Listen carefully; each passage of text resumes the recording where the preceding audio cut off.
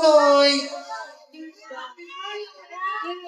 Alright, after this, abangan niyo po. Last week good food for women. Mga kababaihan naman. Once again, happy Father's Day sa lahat po ng tatay. At mga nanay na nagiging tatay na rin, happy Father's Day to us. No? Wala ba kayong mga kamay dyan para sa ating mga tatay? Alam niyo kung happy Father's Day or Father's Day celebration dapat ngayon. So,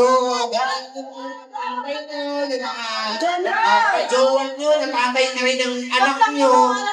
And just do something not necessarily bongga or something expensive. A little treat will do, no? Just to make them feel that they are important, they are really appreciated. Dahil sa kanilang pagsisikap sa pamilya. So, again, happy Father's Day, partner! Thank you. Binati ko na sila kanina. Napag-usapan na namin ang Father's Day. No?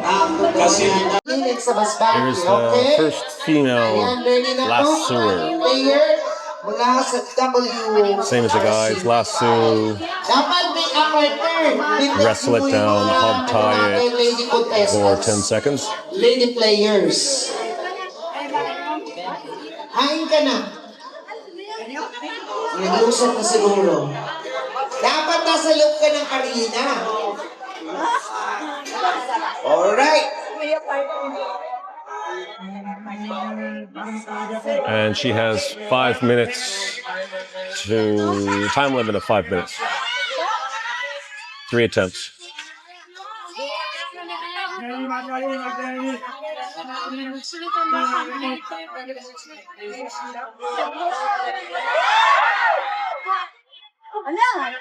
Yep, she missed the first one.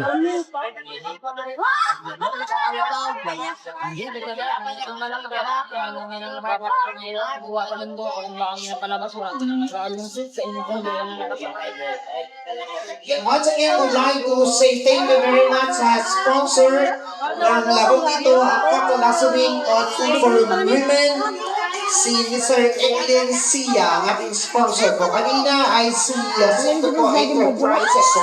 She got it. Ganyan! Sandali, teka. Sana hindi maisama. Huwag isasama ang katawan ay yun. Sana nga matanggal. Mukhang naisama ang paa. You need to remove that darling. Oh, Otherwise, she got the front foot and the neck. Oh.